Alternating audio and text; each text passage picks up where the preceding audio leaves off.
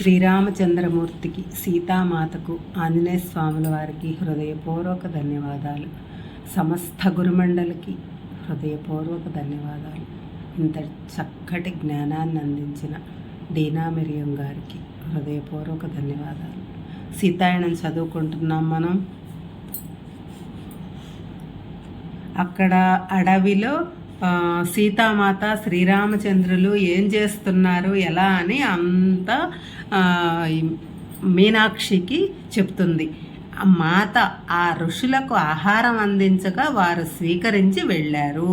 వారు వెళ్ళిన తర్వాత సీత, రాముడు, లక్ష్మణులతో తన ఆలోచనలు పంచుకుంది. ఎవ్వరు ఎదుర్కొనకపోతే వేల కొద్ది సంవత్సరాల పాటు ఎంతో శక్తితో, ఎంతోమంది త్యాగాలతో సృష్టింపబడిన ఈ అడవులు, నదులను అతను నాశనం చేస్తాడు. మనం దానిని అనుమతించకూడదు. అతను ఆ శక్తిని ఎలా పొందాడు? అతని విలాసాన్ని అదుపు చేయగలిగింది ఏది? సీత. ప్రతిదీ సరైన సమయంలో వెల్లడి చేయబడుతుంది. శ్రీరాముడు బదులు చెప్పబోయాడు, కానీ లక్ష్మణుడు ఆయనకు అడ్డు తగిలాడు. మనం ఇక ఎంత మాత్రము ఆగకూడదు. అతనిపై దాడి చెయ్యాలి. దాడి ఏ కారణంతో చేస్తాం అడిగాడు రాముడు. లక్ష్మణుడి ప్రశాంతంగా చూస్తూ, లక్ష్మణ, అతను నాకు గొప్ప పండితుడు, మహాదేవుని భక్తుడు అన్నది మరచిపోకు. రావణాసురుడు అతను గొప్ప పండితుడు, అతను మహాదేవుడి భక్తుడు. మహాదేవుని భక్తునిపై దాడి చేయాలంటే ఎవరు ప్రశ్నించని స్పష్టమైన కారణం ఉండాలి. అంటే ఎవ్వరు ఏమి అనకూడని కారణం ఉండాలి. ఇప్పటి వరకు మనం విన్న ఆ వినాశనం, ఆ కారణం చాలదా? రాముడు తన తల పట్టుకున్నాడు. లక్ష్మణ, అది కాదు. రావణుడు తన జాడలన్నింటినీ జాగ్రత్తగా మూసివేశాడు. అతని ప్రతీకార వినాశకర మార్గాలు కారణాలుగా కనిపించవు. ఋషులకు అతని పాత్ర గురించి తెలిసినప్పటికీ మనం దేనిని రుజువు చెయ్యలేము. ఆ విధంగా ఎదుర్కోవటానికి మన దగ్గర స్పష్టమైన కారణం లేదు, సరికదా? అది ఎంతో హింసతో కూడి అనేక మరణాలకు దారితీసి భూమి మీద ఐక్యత సంతులనాతులకు ఎంతో వినాశనం కలిగిస్తుంది. అతని ఆయుధాల ప్రభావం ఎంతటితో కూడా మనకు తెలియదు. అతనిదే కాదు, ఆ మాటకు వస్తే మనం ఆయుధాలను వదిలితే కూడా ఏమవుతుందో తెలియదు. సీత వణికిపోవటం మొదలుపెట్టింది. లక్ష్మణ, రాముడు చెప్పింది సరైందే. అటువంటి యుద్ధం కలిగించే వినాశనం నన్ను భయపెడుతోంది. మనం అతనిని నిలువరించడానికి మరో మార్గం కనుక్కోవాలి. ఈ దాడులన్నిటి వెనుక అతడే ఉన్నాడన్న స్పష్టమైన నిర్ధారణ దొరికేటంత వరకు మనమేమి చెయ్యలేము. అలా అయితే నేను అతన్ని కవ్విస్తాను. అతడు తన నీడలన్నింటి నుంచి బయటకు వచ్చేటట్లు చేస్తాను. దాంతో భూమిని తన ఆధీనంలోకి తెచ్చుకునే తను చేసే ఎవరో అందరికీ తెలుస్తుంది. శాంతించు లక్ష్మణ, మనం ఏం చెయ్యాలో కాలమే వెల్లడిస్తుంది. శ్రీరాముడు తనదైన శైలిలో శాంతపరిచే స్వరంతో అన్నాడు. రావణుడు దేవలోకాలపైన ఆధిపత్యం పొంది ఉండవచ్చు, కానీ ఎవ్వరూ అతను కూడా కారణ పరిణామ నియమాన్ని ఆపలేరు. అతను కలిగించిన నష్టమంతా తిరిగి అతనినే చేరుతుంది. తన వినాశనాన్ని అతనే స్వయంగా కొని తెచ్చుకుంటాడు. ఇప్పుడు తన మరణానికి స్వయంగా మార్గం ఏర్పరచుకుంటున్నాడు. ఆ మరునాడు శ్రీరాముడు, మాత లక్ష్మణుడు, అగస్త్య మహర్షి, ఆయన భార్య ఋషి లోపాముద్రల ఆశ్రమానికి గోదావరి నది తీరంలో ఉన్న దానికి వెళ్ళారు. ఋషి లోపాముద్ర గొప్ప తత్వవేత్త, స్తుతికర్తగా ప్రసిద్ధి చెందటమే కాక ఆ అదృశ్య తలాలలో అసాధారణ ఆధ్యాత్మిక శక్తులు కలిగి ఉన్నది. ఆమె కనిపించని చీకటి లోకాలలో తరచూ జరిగే యుద్ధాలలో రాక్షసులను జయించేది. ఆమె ముద్రలు ఆయుధాల కంటే ఎంతో శక్తివంతమై ఏ రాక్షసుని రూపాన్నైనా విచ్ఛిన్నం చేయగలదు.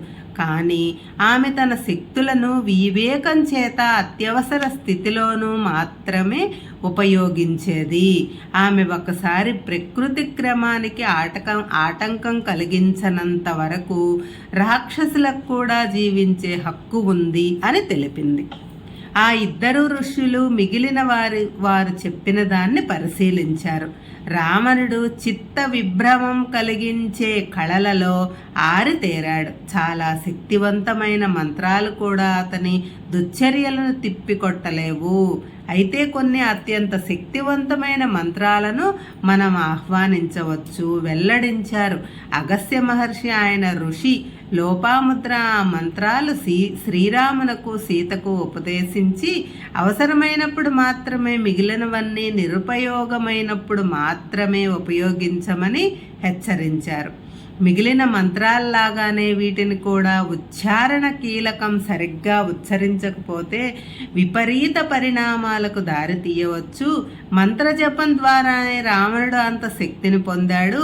అయితే మేము మీతో చెప్పిన ఈ మంత్రాలు ఈ మధ్యనే వెల్లడి చేయబడినవి కాబట్టి అతనికి తెలియవు. నేను జాగ్రత్త గురించి మరీ నొక్కి చెబుతున్నాననుకోకండి. రావణుడికి ప్రతి చోట గూఢాచారులుంటారు. వారికి మనుష్యుల మనస్సులలోకి ప్రవేశించి వారి ఆలోచనలు చదవటం తెలుసు. అతను ఈ మంత్రాలను తీసుకోగలిగితే. శ్రీరాముడు మాత పరస్పరం ముఖాలు చూసుకున్నారు. శ్రీరాముడు లోపాముద్ర వైపు తిరిగి, ఈ మంత్రాలు మా మనస్సులోని లోతైన పొరలలో దాగి ఉంటాయి, అవసరమైనప్పుడు మాత్రమే పిలువబడతాయి అన్నాడు. అప్పటికి ఇంకా వారి వనవాసం 1 సంవత్సరమే మిగిలి ఉంది. మాత పంచవటికి వచ్చిన నాటి నుంచి దాని సౌందర్యానికి ముచ్చటపడి తాము ఇంటి దగ్గర బయలుదేరిన నాటి నుంచి అది అత్యంత విశ్రాంతి పొందగల సమయంగా భావించింది. ఒక ముని చివరి సంవత్సరం చాలా గడ్డుది, ప్రమాదకరమైనది అని చెప్పినప్పటికీ ఆమె ఈ విధంగా భావించింది.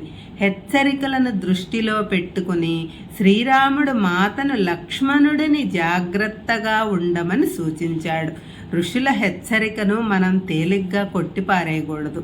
రావణుడు తన సైనికుల నుంచి మనకు ఈ మొత్తం ప్రాంతానికి పొంచి ఉన్న అపాయాన్ని గుర్తించాలి అని చెప్పాడు. మళ్ళీ మాత వైపు తిరిగి, నువ్వు అడవిలో దొరికే ప్రత్యేక ఆహారాలకు, ఔషధాలకు, కీకారణ్యంలోకి వెళతావు. నువ్వు నీ స్వేచ్ఛను ప్రేమించి అడవిలో విహరిస్తున్నావని నాకు తెలుసు. కానీ సమీప భవిష్యత్తులో నేను కానీ లక్ష్మణుడు కానీ లేకుండా ఎక్కువ దూరం వెళ్ళకు అని కొనసాగించాడు. అతని స్వరం గంభీరంగా ఉంది. సాధారణంగా మాత అటువంటి నిబంధనలు త్రోసిపుచ్చుతుంది, కానీ ఈసారి అంగీకరించింది. కేవలం గోదావరి ఒడ్డు వరకే వెళుతూ దానిని పాటించింది. శ్రీరాముడు రావణుని సైన్యాధ్యక్షులలో ఒకరిని ఎదుర్కొని చంపి ఎక్కువ కాలం కాకముందే మరొకరు వచ్చారు, చంపబడ్డారు. రామ లక్ష్మణుల బాణాలకు ఒకరి వెనుక ఒకరు హతులయ్యారు. అయితే ఆ యుద్ధాలు ఎంతో క్రూరంగా ఉండేవి. శ్రీరాముడు వారు ఉపయోగించే ఆయుధాలు తనకు అంతకుముందు తెలియనివని గ్రహించాడు. ఆయన వాటిని పట్టించుకోవటం ఎక్కువైంది. అలాగే సీత కూడా. సోమ ఆగి కళ్ళు తెరిచింది. దానినంతా నేను ఇక్కడ అయోధ్యలో ఉండి అనుభూతి చెందగలిగాను. ఇదంతా సోమ అయోధ్యలో ఉండే ఇదంతా తెలుసుకోగలిగింది. నాకు నిద్ర పట్టేది కాదు. నేను ఒంటరిగా కూడా లేను. వనవాస సమయంలో చిన్న స్త్రీల సమూహం సూర్యోదయానికి ముందే సరయూ నది వద్దకు ఒక ప్రత్యేక స్థానంలో మాత స్నానం చేసిన చోటుకు వెళ్ళి అక్కడ మాత రక్షణ కోసం నదిని ప్రార్థిస్తూ పాటలు పాడేవారు. మాత వెళ్ళిన తర్వాత ఆ సంగతి విన్న నేను మాత గురించి, మిథిల నుంచి వచ్చిన మహారాణి గురించి ఏమాత్రమూ తెలియని అయోధ్య స్త్రీలు ఆమె కోసం ప్రార్థించటంతో ఎంతో చెలించిపోయాను. సంవత్సరాలు గడిచే కొద్దీ నగరంలోని అనేక మంది స్త్రీలు ఉదయపు ప్రార్థనల కోసం నది వద్దకు చేరేవారు. వారి మధ్య నాకెంతో హాయిగా ఉండి మాట్లాడకుండా వినటానికి వెళ్ళేదాన్ని.